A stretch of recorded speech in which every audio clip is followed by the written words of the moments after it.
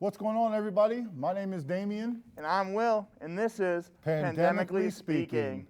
During last week's cold temperatures, there were many odd events that had occurred during the freeze. That's right, Damien. A man froze his pants on the street in Chicago to take up several parking spaces. I could only imagine, if someone took his spot in this icy weather, he could have a meltdown. He would probably attack him. Speaking of attacks, here's Scotty Smith with Whack Attack. Nice transition. Thanks.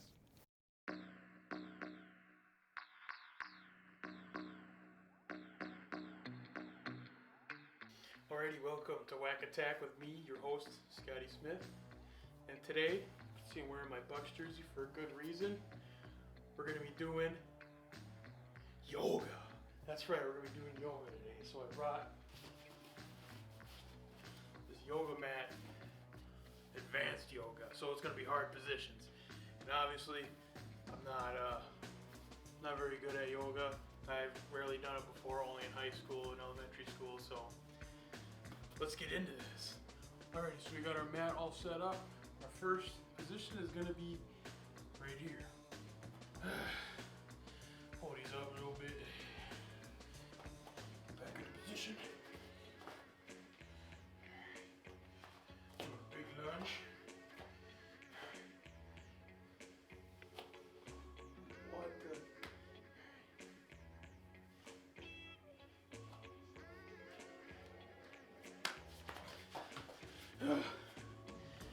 The next position is going to be right here. Here we go. I don't know if I'm going to do this. No way. I can't get my arms. I can't get my arms. I can't get my arms. Oh. Alright. I can do that. Does that count? No, it don't count. Oh. Here we go.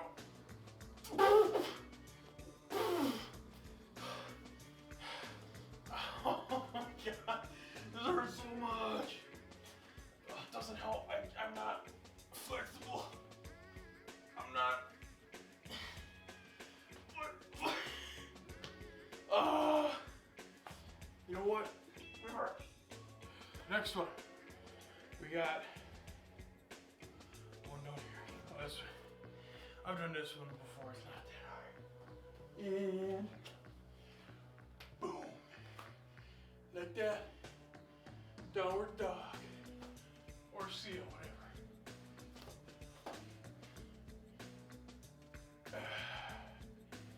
I'm gonna keep my feet straight.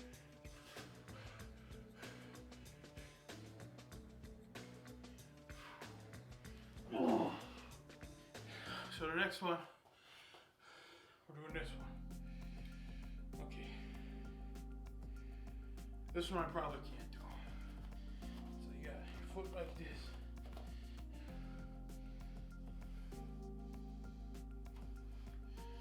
Hyperextend my knee. Alright. Let's see. Oh, that hurts. Oh. Oh my god. Oh. I think I got it. I got it.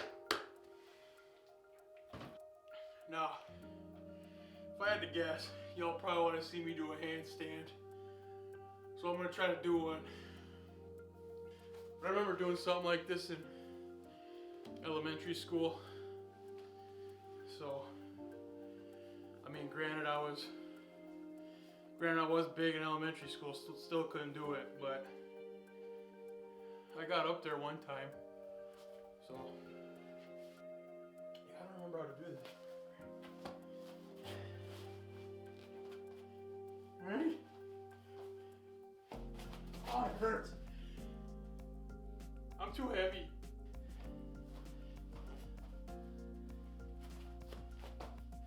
Oh, it's like this. Oh, that's how it goes. Right.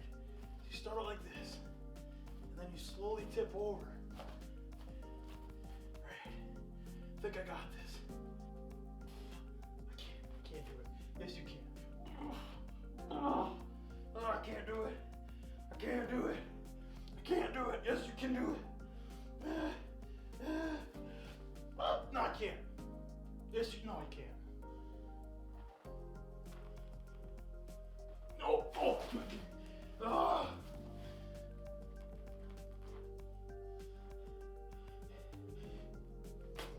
Oh.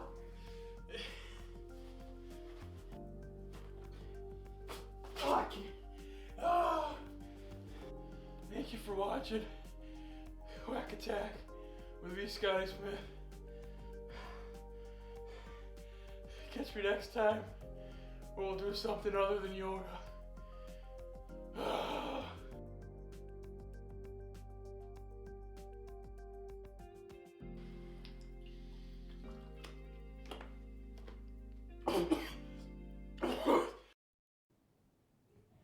Wow, Scotty really outdid himself this time. I don't understand how he comes up with all that stuff. And the execution is so flawless. I would say less than flawless. Way less. Definitely. Damien, you ever wondered what weird laws there could be in Wisconsin? You know, I never really thought about what there could be. Well, Melissa and Abby have been telling us some weird laws that we may not have been woke about. And let me tell you, they are fairly odd. You're right. Let's take a look at what Wisconsin has in store for us today. Gosh, where is she? She's so late. I mean, I guess I should just call her. Oh my gosh, that was so scary. Where were you? I've been waiting here for the past 10 minutes. I'm sorry, it was not my fault. I was driving here from work and a squirrel on the road. A squirrel on the road? Melissa! Probably. But no, I saw a squirrel on the road and it looked so cute. So I pulled over and I wanted to take a picture of it. So you're saying you got distracted by a squirrel? That's actually kind of funny because today we're talking about squirrels. Say psych right now. Psych? Are you staying woke on Wisconsin's laws? Because I know I am. Hi, I'm your host, Melissa. And I'm Abby. And welcome back to Woke Wisconsin, where we help you stay woke on laws in Wisconsin that you may not have even known existed. Melissa, do you know anything about squirrels? Actually, yes I do. Really? Tell me more. Did you know that squirrels can find food buried beneath a foot of snow? What? No way. I thought you were joking. Nope, I'm not. That's so impressive. But the thing that worries me is that what if they can't find it, and then they starve, and then they pass away, and then squirrels become extinct? Whoa, Melissa, slow your roll. You're gonna worry them. Don't get that thought stuck in their head. Why is that though? Because it's illegal to worry a squirrel. Are you f***ing me? I know, right? It's so sad and kind of weird if you ask me. So that must be why my neighbor Karen called animal control when my little brother was chasing a squirrel a few years back. Honestly, probably. Well, that's it for today's episode. Hope we woke you up this afternoon with this weird Wisconsin law. I'm Melissa. And I'm Abby. Tune in next week to stay woke. You know what's funny? Oh my gosh, what now? I got kicked out of the park for measuring squirrels the other day. What? Why were you in the park yesterday? It was like below freezing. Are you crazy? I guess they didn't want me criticizing. Oh my gosh, Melissa. Oh no.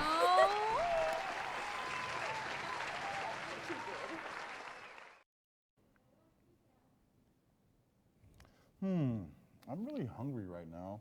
For what? Tofurkey or something? Do we have anything else? No, but I did finish a bean casserole. While I raid the fridge, let's roll the next segment by Flavor Exchanger. I really like this one, partially because I made it, Great time. even though it has nothing to do with food.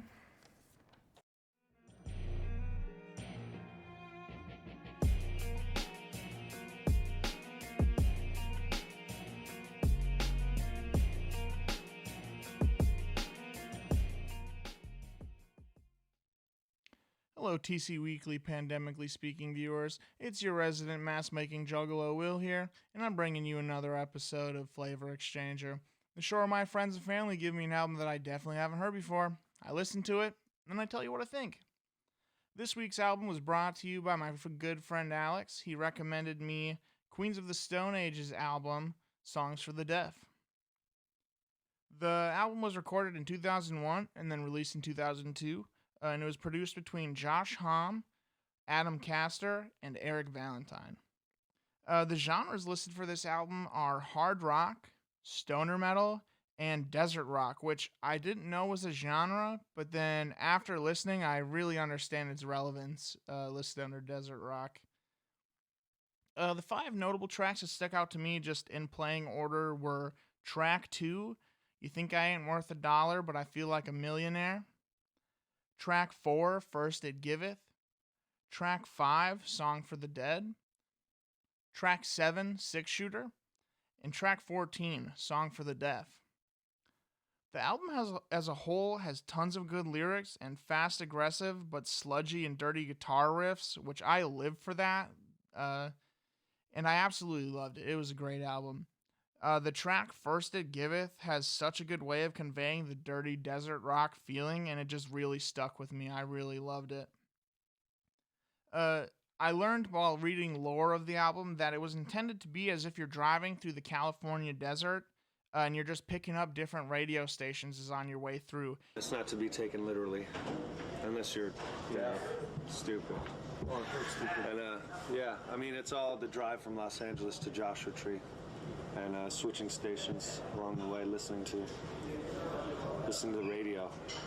It's what our version of the radio would sound like. And with 3 singers and all the different guests and stuff like that, the music's so kind of varied all over the place that it seemed like it needed something to bring it all together.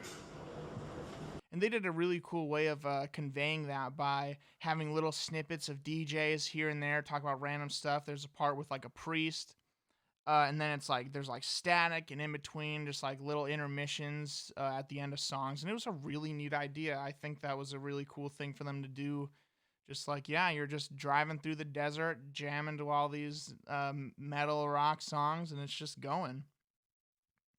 And yeah, it was a very pleasant surprise of an album to listen to. I really liked it. And again, I ended up adding this into my playlist. It was really good, and I'll definitely have to listen to some more Queens of the Stone Age. And that concludes this week's episode of Flavor Exchanger. If you liked what you saw and you'd like to check out my art shenanigans, head over to Instagram at Wisconsin_mask_collector or on my Facebook at just Wisconsin Mask Collector. Hope you guys enjoyed it. Thanks for watching.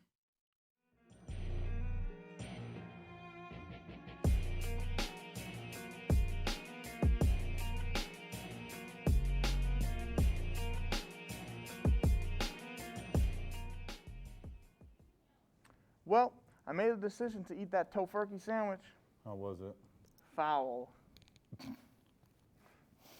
Next up, we get to catch a cup of Joe with Savannah. Let's see what she has in store for us. We in public health have been working with all the tools available for going on a year now to control the disease spread, but it is this vaccine that's going to get us out of this pandemic.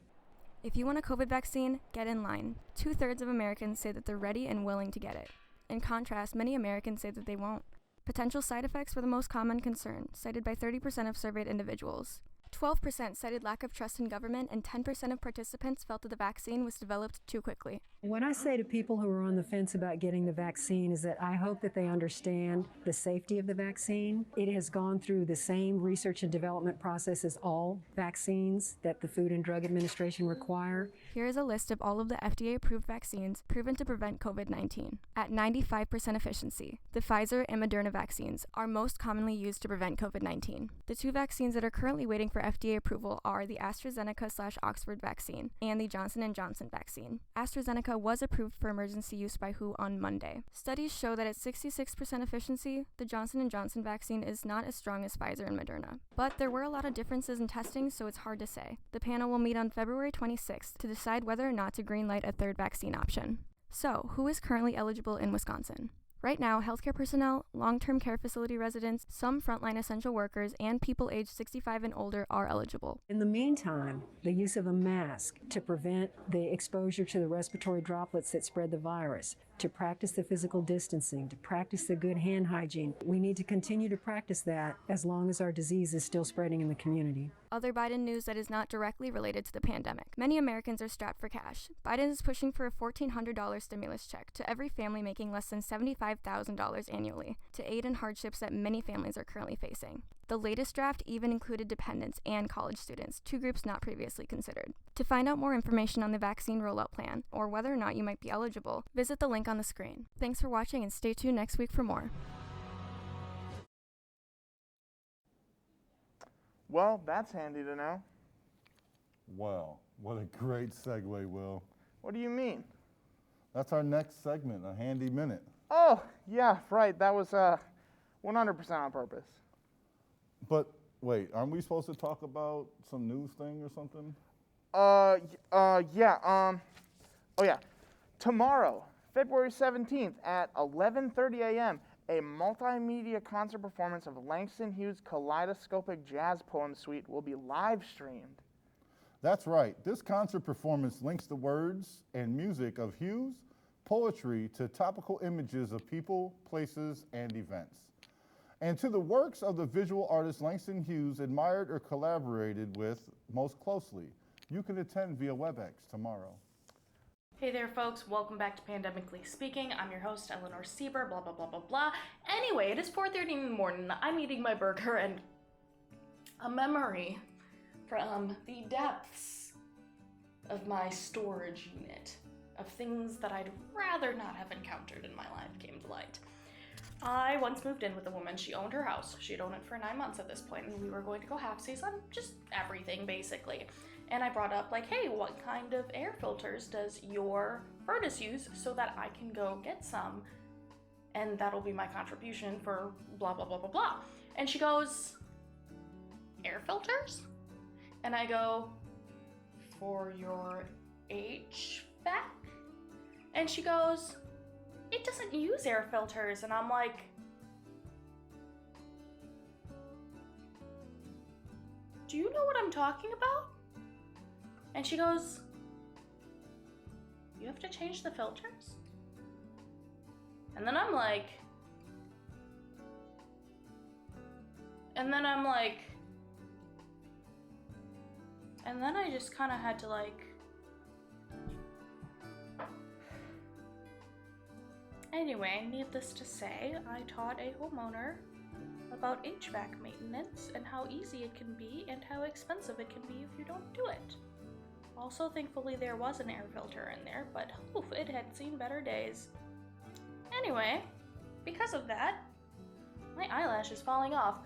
Because of that, today's segment is called Things That You Should Probably Know, but maybe you don't, because we studied algebra in 9th grade instead.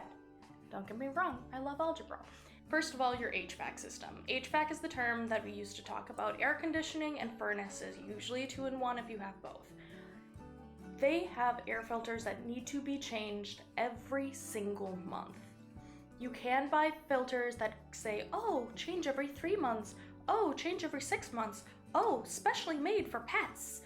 Every single HVAC person I have talked to who knows what they're talking about says it's not worth that extra money. Go ahead, just buy the cheap ones, replace them once a month. If you are able to, or if you can ask your landlord to, if you have access to the system, draw an arrow for which way the filter needs to go in and write what size it is on the side so that you never forget, because I promise you, you will not remember no matter how many times you change it. Know where your turn-off valves are. You need to know where your main shut-off valve is in the house or apartment if you have access to it, so that if anything goes wrong, you can just hustle down and turn it. You can either have a turn like this, a twist like this, or if we're looking at individual faucets or toilets, there's a shutoff knob that looks like this. Those shutoff knobs aren't always there. If something happens and your toilet doesn't flush, you can use a bucket of water to flush it. Test your smoke detectors every single month. Do it. Just do it, please. And on that note, clean out your dryer vents if you have a dryer. I'm not doing it in this video because it's too cold outside for that. No thank you, fam. If you have to caulk something, don't use tube caulking. It is the worst. Go buy a caulk gun for a couple of bucks. It'll serve you much better and give you much cleaner applications. And if you're going to caulk something, whatever you do, please do not caulk your windows. You can't just remove it. It doesn't work like that. If you need to seal your windows, use plastic instead. And that is all, folks. I will catch you in the next one. I hope you didn't learn anything, but if you did, congratulations on leveling up on adulting. Now then, back to Will and Damien for Pandemically Speaking. Wow. I wonder where she finds this stuff. Probably the internet. Oh yeah, everything is on there. Even some questionable stuff that could put you behind bars. Speaking of behind bars, Damien, What's up? isn't your show called Behind Bars? Oh yeah, that's right. I almost forgot. What a great segue, Will. Thanks, Damien. You're welcome. Let's see what Zale and I have in store for us this week on Behind Bars.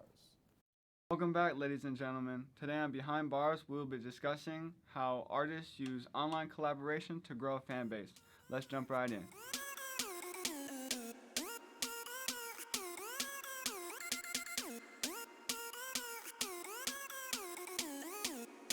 Before the Internet of Things, music was an in-person type of grind and hustle. For real, online collaboration on any multimedia has been the new wave. You're right. I remember selling cell phones with no cameras on it, no music on it, and only the Snake game. Pandemically speaking, computer-mediated communication has set in stone a new artist renaissance. No kidding. I really had to get used to Zoom calls and web conferences. Same here though. It really can help us stay connected during the pandemic. As the pandemic continues, artists have placed a ring spotlight on their creative genius. Ring, I like what you did there. It has a nice little ring to it. I can't wait for you to dive right in. But first, let's take a listen to our sponsor. Hello ladies and gentlemen, my name is Pat Murray. Some of my hit singles are Ride the Wave and Little Brothers, off my latest album called Oxygen. Follow or subscribe to Pat Murray on all music platforms. Thank you. Back to Behind Bars. A couple artists who have been pushing past the pandemic are Busta Rhymes and Rick Ross. Yeah, Busta Rhymes just spent 11 years and has to date the most collaborations on any project that I've seen in over 20 years. His last project, dropped recently, was the Extinction Level Event 2, The Wrath of God.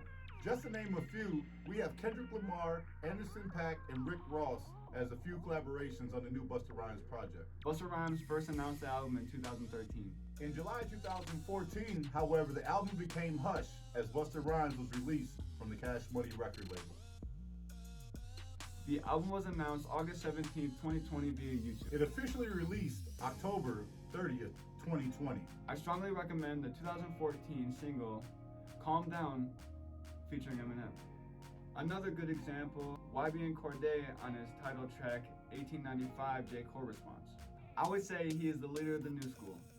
Yeah, his title track explains a new generation's mindset when it comes to old school and new school hip hop. We have seen a division in hip hop for years, but now it's time that we come together. This is just another example of how old school and new school classes remain in session. I had zero knowledge of this powerful song. You're welcome. Our class wouldn't be here without you, OG. In today's episode, we show you how collaborative effort and creative genius utilizing social media and other platforms where artists use to stay relevant and create that beautiful content that keeps you coming back for more. Thank you for watching Behind Bars.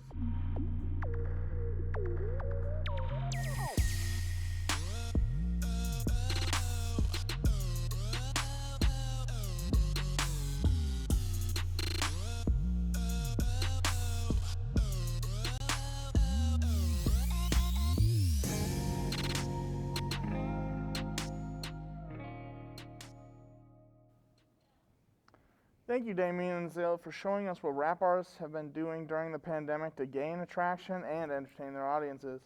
Absolutely. And that should conclude this edition of Pandemically Speaking on TC Weekly. I'm Will. And I am Damien, and this was Pandemically Speaking.